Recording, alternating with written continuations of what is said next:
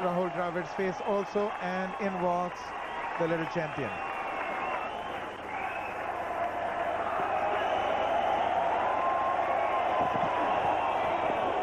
What a beautiful delivery. Nicely played on the onside. End of the over, end of day's play, and that stumps.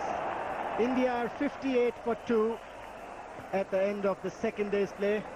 The Australians have played like champions. They've bowled well, they've batted well, they've fielded well. I think they've beaten India in all departments of the game so far.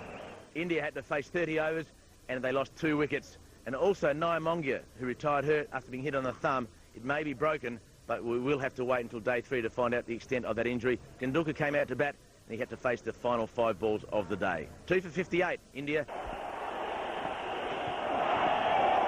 Well bowled again. Once more, some late swing, particularly after the ball went past the bat. He's really got the ball, well, I used the term boomeranging. I guess I should explain for viewers other than Australians that a boomerang, if you throw it properly, it will actually return to you. Unfortunately, the keeper was in the way he took it. Otherwise, I reckon it would have come back to Gillespie. He really is bowling beautifully to Dravid at the moment. He's got him in trouble. But Dravid's got to start to do something positive to try and get on top in this contest. He won't do it by just defending. If he just keeps playing like this, it's only a matter of time, because he'll nick one sooner or later. 19 dot balls. That's this morning. And I think we looked at his strike rate when play started. It was about 17. It's dropped now to 11. And this is where Rahul Dravid gets himself into trouble. I've seen him do it so many times. His innings just stops. He can't afford to do that against good bowling.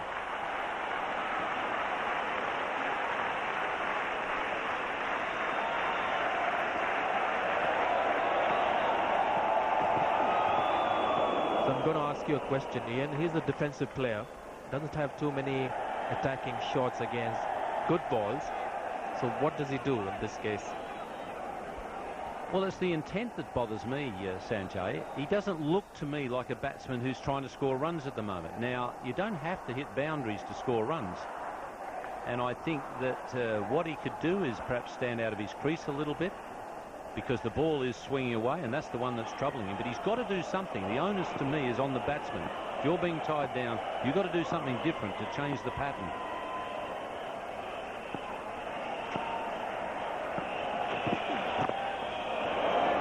Point taken.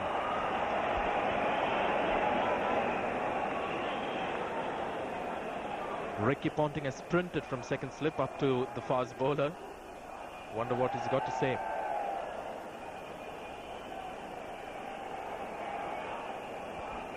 I hope it was meaningful and not some inanity.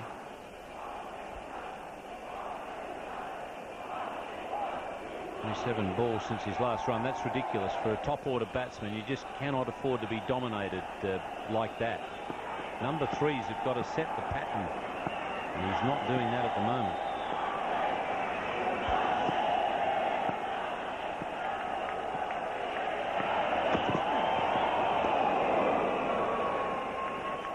Steve Waugh already quite happy to give Sachin Tendulkar a single. Pushed his mid-on back, and he's also got a man at deep backward square to go with the fine leg. So there may well be a plan to bounce Tendulkar, but I think also with that mid-on so deep, they're saying, well, we don't mind if he gets a single and we get Dravid on strike. And I guess that's where Dravid's got to change his thinking, because if the Australians keep putting him on strike and he doesn't score, that'll bog the game down horribly. And that'll be another way of working on Tendulkar's patience, because he's a stroke maker. If he finds himself getting singles and then Dravid taking a lot of the strike, that'll start to frustrate Tendulkar. So that's another way the Australians can work on Tendulkar. Dravid can't afford to let that happen to his partner.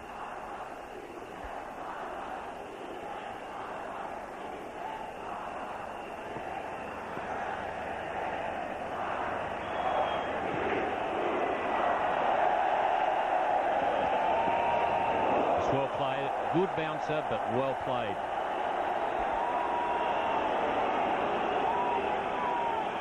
Was banged in short by Glenn McGrath, but hardly came up.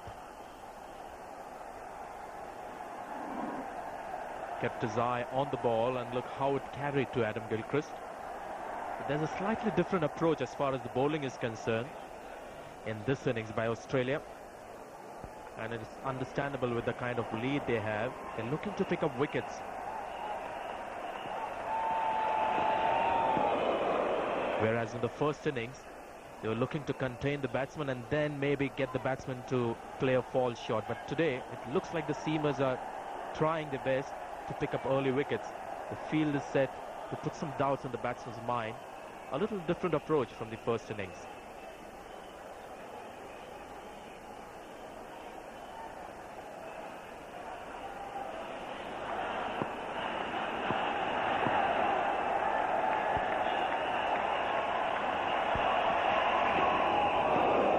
One thing I love to see in a batsman, and we just saw it from Tendulkar, after that bouncer, just have a look at the reaction of the batsman. He gets out of the way of it. That was a good reaction, but look at the follow-up reaction. Now he comes back up to his feet, and just watch where he's looking, straight at the eyes of the bowler. 6 maidens in a row, 67 for 2. A single.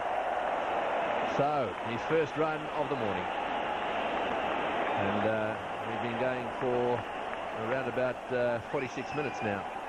Warne continuing his trend of bowling around the wicket to Tendulkar, and the crowd really getting involved. They've been here for a long time today. Warne was not out this morning. Tendulkar was not out, I should say, and a loose ball.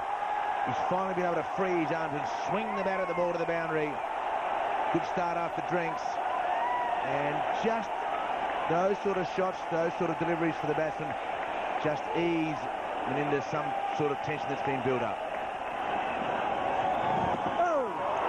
And that's spun a long way. Tendulkar loves to play that straight, sweet. Australian captain is very fine at short, fine leg. It's a dangerous shot. A straight bat against a spinning ball, and the ball nearly behind him.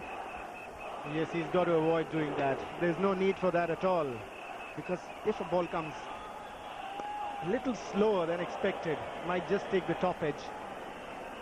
There is no need to play that stroke. Just look at him, nowhere in position to play that stroke. He really wanted to get onto that one. Yes, it doesn't seem to be enough reward for the shot to take the risk. Dane Warne being spoken to by umpire Shepherd.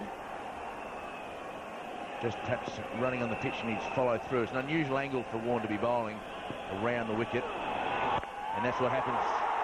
That invariably happens. The umpire tells you to get off the pitch, and you worry about that. You come in, he's got to bowl the ball and stay where he is, not follow through naturally. A loose ball, and 4 runs to Tendulkar. Yeah, Warne a little tentative there, and the follow-through also not coming properly.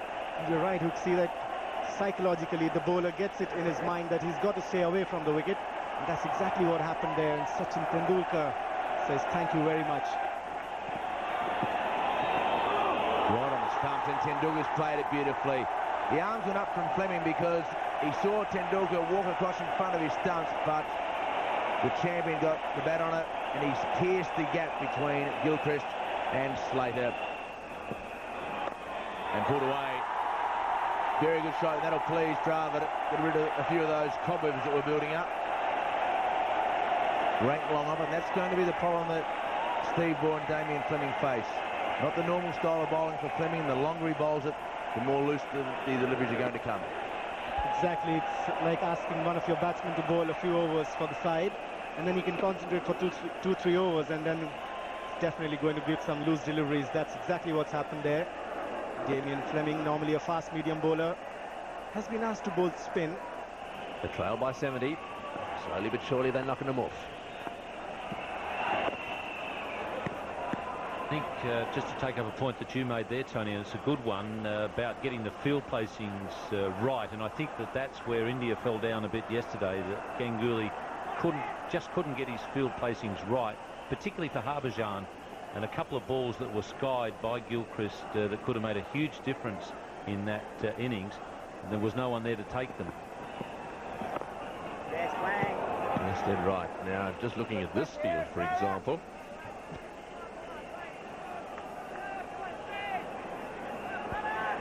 It's just looking at the offside field. You see, there's this fieldsman here, I think, is the key. The man here is the actual key. And I think he's just a little bit wide at the moment. And I'll just try and demonstrate why I think that's the case. Well, that's a short delivery in the air, and oh, he's holding it up. Did he catch it? I don't think so. I thought that bounced. Well, from here, I thought it bounced, but the player, who was the player? Slater, very confident. I tell you what, a great catch if he's managed to get this one. He dived forward. My immediate reaction was half volley, but boy, if he got underneath it, what a great catch. Well, it was a long hop from Fleming, and Slater thinks there that it's coming to him comfortably. Well, that's very, very difficult to tell. And we saw in Australia during the summer that pretty well every catch that was referred to the third umpire, so much of the evidence was inconclusive that they were all turned down. Now, I wouldn't like to make a judgment on that, and if you can't make a judgment in the positive, then you've got to say, sorry, doubt goes to the batsman. Yes, I think you're dead right. He may have got his fingers underneath it. There's no way in the world that the umpire is going to be able to give that out. I think there's another point there, Tony, too. If Slater did get his fingers under it at first, the ball appeared to me to touch the ground before he actually had control of it. Now, Michael Slater is saying that he caught it. Now, the boot is on the other foot here because the Australians were the beneficiaries during the summer a few times, and that is absolutely ridiculous of Michael Slater, because the Australians have benefited, as I said, and it's got nothing to do with Slater now. The decision has been made, and he's got to calm down. In fact, if his mates don't go and grab him, he'll be missing for a couple of games. Yes, that is bad news. Slater wants the batsman to take his word for it. And he's missed that one. The whole stadium's up cheering. The Australians were on the right side of these sorts of decisions 5 times last summer, and I think it's a bit cheeky for Slater when it happens one way the other way around, for him then to go down the course of saying, listen, take my word for it. I can only assume that's what he was saying, because clearly the umpires had to refer it, and I think your point's well made, and actually as he caught it, it seemed that as he went forward, before he had it totally under control, that it may have in fact bounced as well, or touched the ground. Well, that's gone straight over the top of the keeper's head for 4. The Australians are losing it, albeit temporarily. It's the 50 partnership. It's little things like this that can create problems. Now, just watch this. Ian Chappell mentioned even if he did get his fingers under it initially, and that's going to be hard to establish. We'll try and magnify this for you. Let's see. In she goes. Now, very close to the ground there. How can you give that out? Then there. That's touched the ground. That's touched the ground second time for sure. Well, I think the umpires made the right decision there. And bear in mind, they didn't have the benefit of that magnifying glass either. 110 for 2. Amazing scenes by Michael Slater. You just can't run at umpires, and you can't run at opposition players and expect to be let off. But surprisingly and astonishingly, Michael Slater was only given a warning. No fine, no suspended sentence, no suspension. And I'm sure that in a few years' time, even Michael Slater himself would concede that he was a little bit fortunate to get away with that behaviour on the cricket field. Australia got the benefit of 5 of those during the last summer, and swings and roundabouts. Maybe the time has come that Australia has to accept the fact that that's the situation and just get on with the game. At lunch, India, just 58 runs in the first session, 57 runs behind, 57 runs from making Australia bat again. But after the lunch and adjournment, Sachin Tendulkar turned up the heat. And here we go again, the second session of day 3. Oh, well played, beautifully played. What a start for Sachin Tendulkar. Short outside off stump, and he does what he always does. If it's short, if it's loose, he puts it away. We keep saying this, that after a break, the first 15 minutes very crucial, I guess, for both teams. The Australians have to really pick themselves up after lunch. But this man, once he's got some confidence going, and a few runs under his belt, he can just continue with this kind of attacking flair. No, he's not. No, he's not. He has absolutely smashed that one away. Not that short either. He decided he needed one to have a look at. The second one disappeared in the direction of square leg. In fact, it was closer to mid-wicket. Second boundary since the lunch break. He's such a clever player. He's realized, he's sensed that the bowler has not yet found his rhythm after lunch. A little rusty perhaps. Gillespie and Sachin Tendulkar has seen it, and he has seized the opportunity. Well, that's a good drive. He's going to beat mid off. That's 4. That's another 4. That's his half century. The second half century Tendulkar in this match.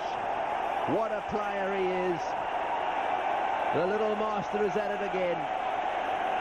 A gem of an innings in the first innings. A more cautious knock so far in the second. And the whole of Mumbai celebrates. This is a test match and a crucial stage. Short delivery. Pulled it away down towards square leg. They're running this time. And it's going to get there. That's another 4.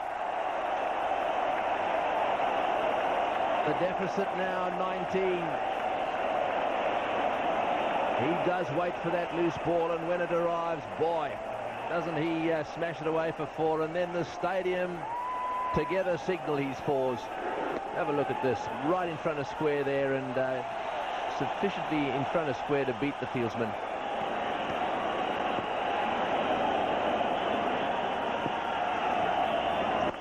Another short one. It's in the air. Oh, he's got him. That's the end of Tendulkar. Tendulkar has missed the pull shot. That is the end of Tendulkar. That could be that definitely could be the dismissal that makes the difference. He is devastated. Tendulkar looked up towards the sky as if to say, how could I possibly have done that?